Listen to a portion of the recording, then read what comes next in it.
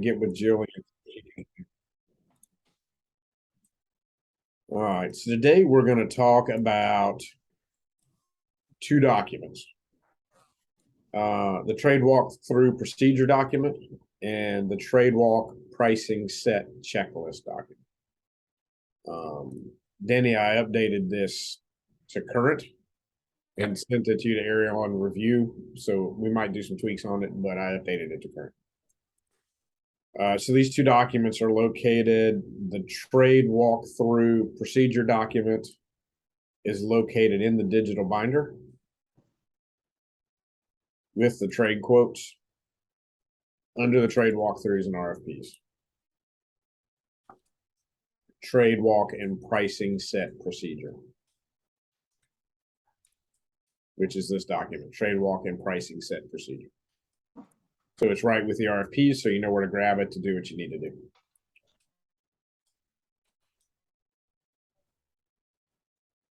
So trade walk and trade walkthrough procedure. Pretty straightforward with a lot of people doing a lot of parts, right? So the first thing that to be aware is that no trade walk related activities happen until after the client signs for phase 2 of design. Phase 2 of design pays for this service, right? So once they sign off, then the service is paid for and off we go. So design will select and I'm just going to work our way through here. We got questions, you can raise your hand. Design will select a date for the trade walk, confirm it with the client, and important, discuss getting a key if needed. Most clients will be at home or they want to be at home. It's usually past clients that are like, I'll leave you a key, lock up when you go. But every now and then that happens. Obviously, you want to update the pulse on the Slack channel.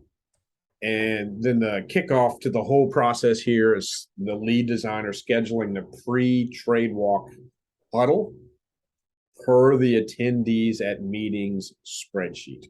Everybody's familiar with that spreadsheet, where it's located, what it does? Rudy? He's muted. Rudy, you are muted. The attendees, the only thing that I'm familiar with that pre-trade walkthrough huddle is that we're going to have a set of plans, discuss what's going to happen. Usually it's the lead designer is involved, PM, PD, so and usually the salesperson, right? Yeah, if we go to this spot on the network, which is SBD systems, attendees at meetings. There's a spreadsheet here, attendees at meetings spreadsheet. So what this has is for each meeting that we do, adjusted per job size.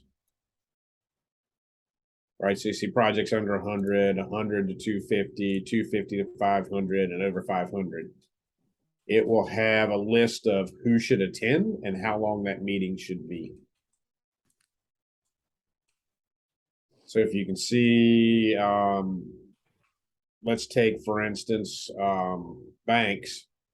Banks is over 500,000, so it would be a sample job size 4. The pre-trade walk huddle would then be 60 minutes long. And it would include sales, design, estimator, PD, and PM. Rudy, this will be important. This is where Golnar will get the information for how long to book the meeting as lead designer. This is where you'll get information for how long to book the post-trade walk huddle as the project developer. Okay. Does that make sense? Yes. Gotcha. And again, that's in SBD systems, attendees at meetings. Ruby, this spreadsheet has 2 fantastic functions. One, it lets you know all the meetings that got to be booked. So there's a roadmap of meetings here, which is pretty fantastic. You'll notice that the person that books the meeting is highlighted yellow. So it also gives you a quick overview of all the meetings you're responsible to book. Right, which is all handy pieces of information to have. So the lead designer will book that pre-trade walk huddle. They'll complete their drawings per the drawings checklists. Post those drawings to Slack 24 hours prior to trade walk. Obviously tagging everybody that's going to be at trade walk. And posting this checklist to go along with it. They will also prepare what's called an in-house RFP, which is really, really mislabeled. Glenn, if you're ever watching this training video. Rudy, what the in-house RFP does is it identifies deficiencies in the drawings that need to be looked at, questionable areas, things that the PM that is on site needs to look at. How will we get materials around back? Cut a bulkhead open. Can you cut this wall to see if it's load bearing? All those kind of production items that the designers would want the PM to look at while they're on site would all go on that. And then the lead designer would remind the client one day prior to trade walk, just so every now and then somebody forgets we're coming and we show up with 15 people at their front door and they're like, oh, nice to have you all here today. So as that process is going along, part of the agenda for the pre-trade walk huddle, which the lead designer does run and runs according to the agenda, is that the trades will get selected that are going to be invited. And usually that is the categories, not the specific trade. So we'll all say we need a concrete guy, we need an electrician, we need an HVAC person, but because it's a garage, there's no plumbing, we don't need a plumber. So you'll leave that with a list of trades you need to invite.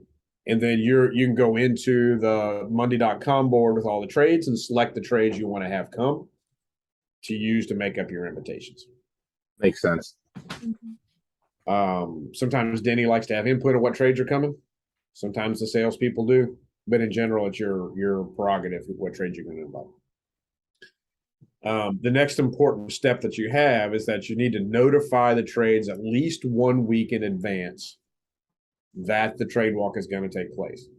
And that is a cornerstone item because we found the less time we give the trades, the less likely it is they're going to show up. And if we give them too much time, it's more likely they're going to forget. Mm-hmm. So that about a 1 week window is good for them to remember, but not have already booked their schedule so that they can't come. Right.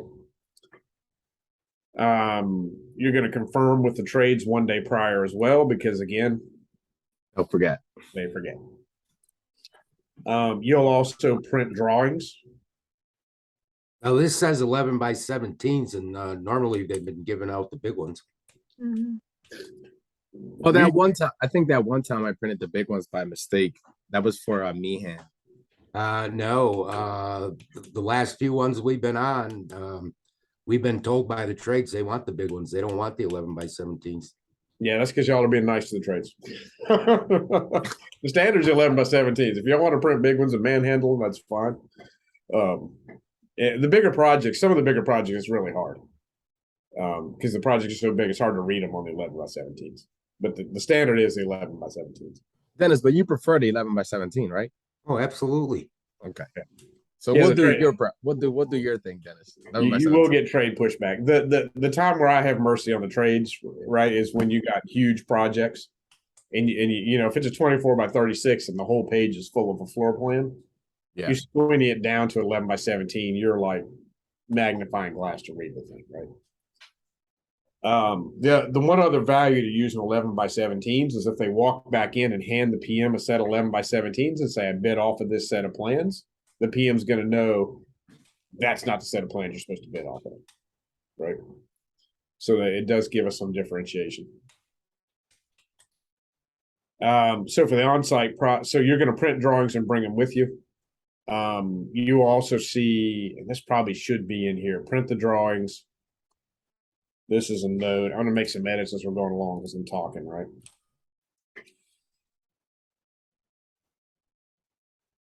You're going to also want to, you're going to want to print and bring drawings. So let's do this. Let's make this more understandable.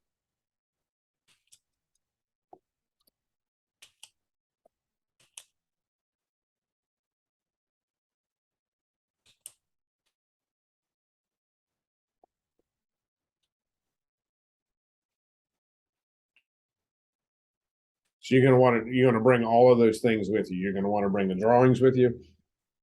You're gonna want to bring that in-house RFP with you.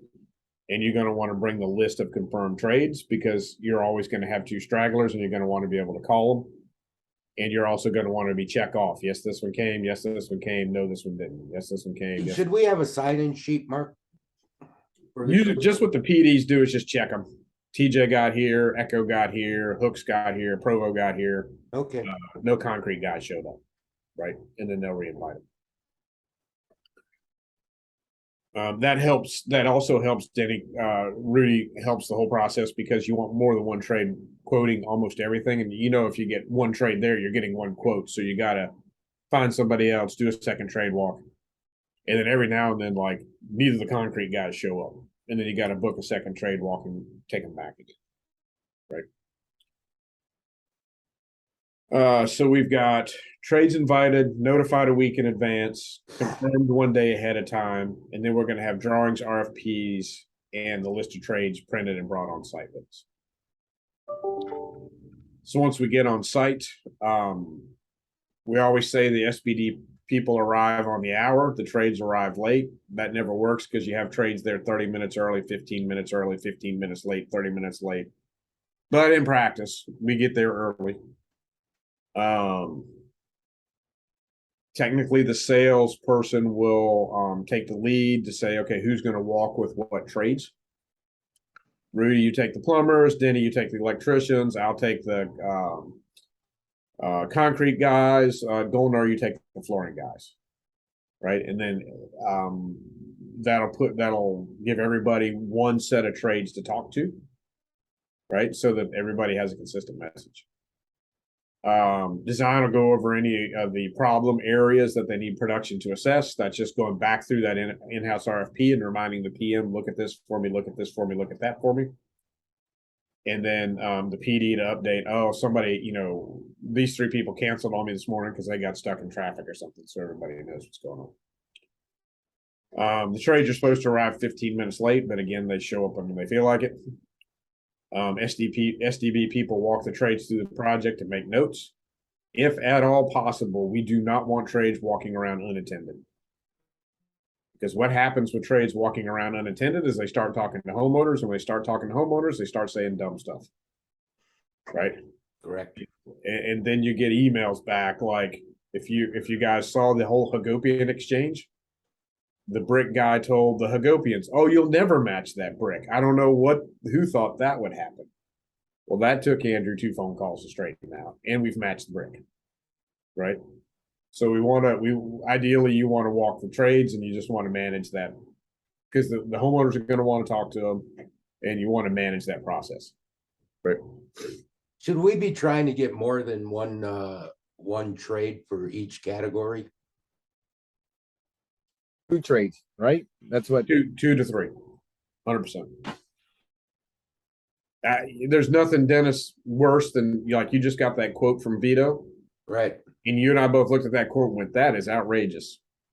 But you have no other quote. Correct. So you don't really know, right? So having 2 to 3 quotes is I think super important. I have a question. So who are attendees for first trade walk and attendees for the second trade walk? How's that? Who are attendees for the first trade walk and who are attendees for the second one? Ideally, we want all the trades to show up at the first trade walk. Okay. And there never be a second trade walk. Okay. However, especially on large projects where you need 15 or 20 trades to show up, you often have 4 or 5 guys that don't make it. And then whoever didn't make it, you do a second trade walk and let them come. That's what you do. Okay. On the exception to that rule, because there's always an exception to the rule. Multi-million-dollar jobs like Fair, Eskelsen, Schwartz will be one. We often do 2 trade walks just because there's a sheer volume of trades, and you can't get them all there, and you'd be there all day long. So you'll pre-book 2 trade walks sometimes. Okay. Yep. Good question. So we want to walk our trades through the project. PD checks in the trades and calls the no-shows. Hey, you coming? What time are you going to be here? Production looks over the problem areas that design identified for them. And then Golnar, one of the things that we've been doing, and it's been very effective, is just to verify the framing and make sure that if there were any questions or problems with the existing condition drawings, the measure drawings, that we double check them at trade walk. Right. And what Claudio and Jessica and Chris have been doing to a great degree is they'll re-pull key measurements during trade walk just to double check themselves and make sure they were accurate. Okay. So it's a great time to just double check your drawings. Once the whole event is over, everybody compiles their notes from the event and posts them to Slack within 24 hours. So everything you learned, you post to Slack. That way, all the group information is there. Theoretically, what would happen is Rudy would have walked with the plumbers, and he'll give all the plumbing information. Dennis would have walked with all the electricians. They'll get all the electrician information. Sales with the concrete guys, right? Somebody else with the HVAC, Golnar with the flooring people, right? And so you'll get those pieces of siloed information all in one place that everybody can see.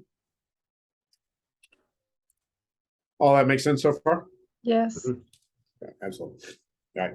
So then from there, we go to the post-trade walk process. Rudy, the PD, would then schedule and moderate the post-trade walk huddle. Again, you'll schedule it per this spreadsheet. So if we were doing banks at $550,000, it would be a 60-minute huddle, sales, design, estimator, PD, and PM. Right off the sheet. Does that make sense? Yes. Yep. Then the PD will prepare RFP headers and submit those headers to the estimator 48 hours after the post trade walk huddle. So that's simply, Rudy, what you're going to do, and there's another training process to go with this, which is the post trade walk huddle process. But essentially what you're going to do is, I had 8 trade types, right? So you're going to get those 8 RFP types, right? Update it with the right contact information, the right dates. What Ariel's been doing, which has been fantastic, is also putting the code in front of them. It's like plumbing 140, HVAC 150, electrical 160. That way the RFPs stack in order of the estimate, right? And then they've also been recording the trade quotes the same way by the estimate code, right? So that the trade quotes stack in order of the estimate, which makes review really clean. But you prepare those headers, give them to Denny. While that's taking place, the designer will create the bid set drawings and post them to Slack within 24 hours after the post-trade walk huddle. So we go to the post-trade walk huddle. Everybody posts their notes to Slack. We go to the post-trade walk huddle. We discuss all those notes and come up for a game plan for the problem areas. Get on the same page with all the notes. Rudy prepares the RFPs. Golnar, or as the lead designer, prepares the new drawings. Denny takes the RFPs, the new drawings, and he creates the RFPs. So he'll actually go in and write in the scope of work. The scope of work into the RFPs based on the lead designer's updated drawings and all the notes from the trade walk. So he literally, he uses the original scope of work that was written in the second presentation, the trade walk notes, and the drawings, and he makes RFPs. Right? Right. The estimator then sends the RFPs out for design and sales to review. So, Golnar, you get a pass at them. Yes, I agree. These RFPs make sense. No, there's a problem. And then the salesperson gets a pass at them. Yes, I agree. No, there's a problem. At this moment, I'm still reviewing them, but that probably won't happen for very long as GM. And then those RFPs will come back to you on Slack, Rudy. We'll come back to the PD on Slack. And then you'll have on Slack the lead designer's drawings, the bid set drawings. You'll have the RFPs, and then you can email those out to all of the trades for quotes. When you build those headers, you'll give them a due date. We usually give them 2 weeks. Sometimes we rush them if it's a small project. We usually give them 2 weeks. And in that 2 week period, it's up to you to make sure that everybody turns in their homework so that when you go to do the binder turnover to estimator, you've got all those trade quotes collected. Right. And that way, when Denny sits down to do his binder turnover, he can review all those trade walks, enter them into ProEst, complete his estimate, and turn it back over to you for presentation to sales. Right.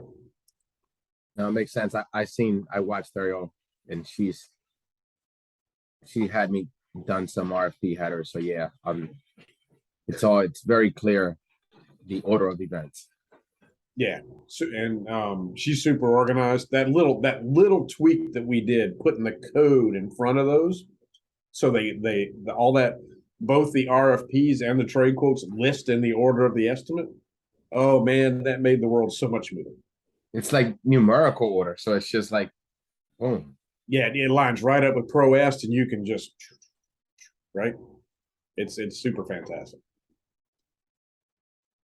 So questions? Good. I'm good. Dennis, this is freshly updated. So everyone knows, a month ago, the lead designer wrote the RFPs, and the salesperson was an editor. The estimated salesperson were an editor. And the design team hated doing it, and Denny likes doing it. So what we did, and going on, the key to Denny being able to write good RFPs is a really good scope of work document at phase 2 sign off, and a nice set of drawings from that bid set. Right. Then he has all the information he needs to put a set together. Correct. And then when you review it, you're just looking for holes in the scope. Right. 100%. And Rudy, you're the facilitator. You make sure all the parts end up in the right place, right? 100%. So questions, anything else that we need to go over on this topic? I'm good. I'm good. Right. It is, that procedure is right in, it is going to be out of date in most of the current ones because we just updated this, but it is in the digital binder. And I will email it to everyone on the call when I get done here, so you have the current version. All right, awesome. Going to grab Jillian, and it'll convert the recording, and she can put it into a Dropbox and get access to it, and get it where the whole team can see it. Okay, for sure. Thanks, everybody. All right, All thank right, you. Thank you. Thank you.